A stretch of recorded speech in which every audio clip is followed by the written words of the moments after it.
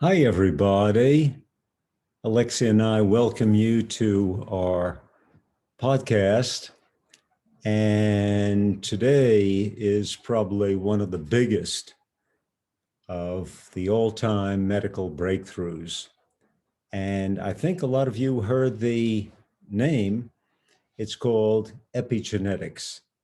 And this is really exciting because this is one of the greatest breakthroughs in all of medical history and akin to the discovery of penicillin, the discovery of DNA. This is a real major breakthrough. So we always start with the history. Okay. It was called the Human Genome Project. And I think everyone has heard of that. And to put it simply, for those of you who don't have a background in molecular biology, to put it simply, it was plotting all of the human genes which are located on chromosomes, which everyone heard of. So we all have 46 chromosomes, 23 from mom, 23 from dad, 46 total. So it was plotting the location to get a roadmap of all of the genes, where they're located. And the beautiful thing about the human story is they're all located the same place in all of us. Okay. So it took 20 years to do, and it was linked up by computers all around the world. It was a world project.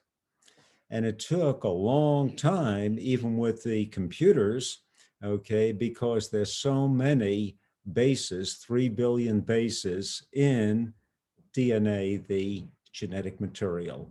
And after 20 years, when it ended, okay, in 2004, all the reporters were there. Oh, what's the story? And they were shocked that the human totality, it's called the human genome, okay, was only 21,000 genes. Just to give you an idea, that was a tiny amount more than a fruit fly. What?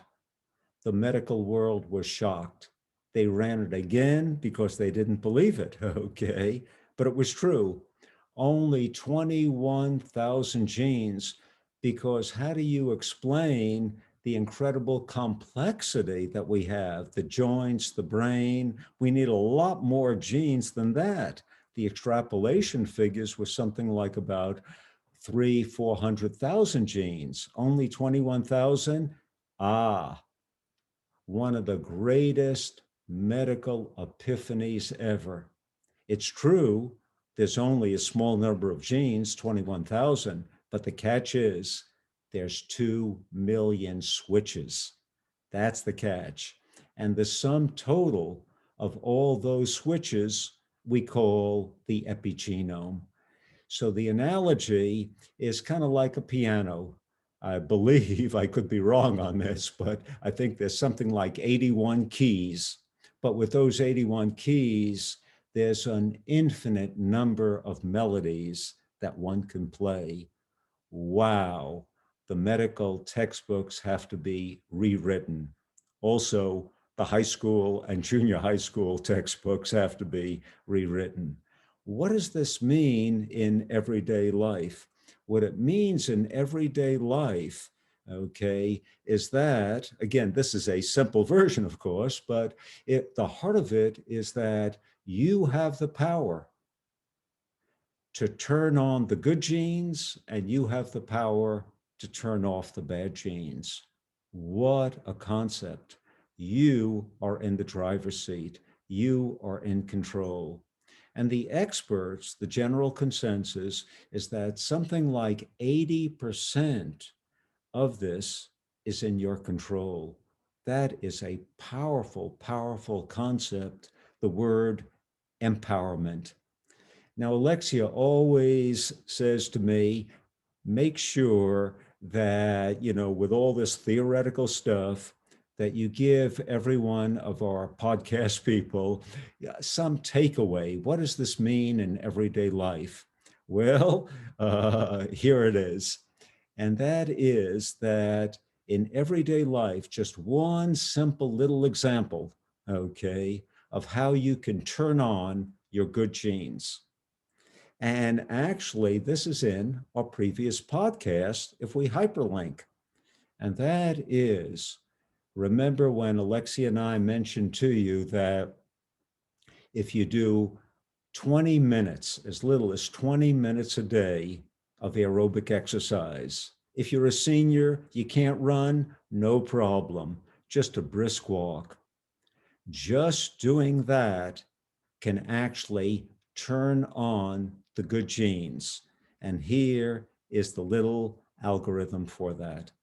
Is when you do your aerobic exercise for 20 minutes, okay, that is epigenetic expression, meaning the DNA gets turned on, and the golden rule of molecular biology is DNA makes protein. And when you're doing your aerobic exercise, the DNA will make protein in the form of enzymes.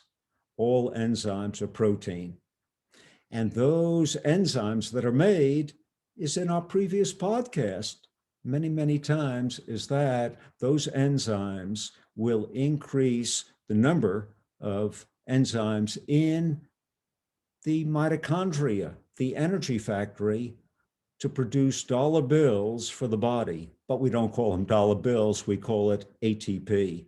So in as little, actually, as 15 minutes, you can turn on the good genes to do epigenetic expression for all the good things in life. So this is an amazing concept, not only in medicine, but it is that in neuroplasticity, and it spans so many fields.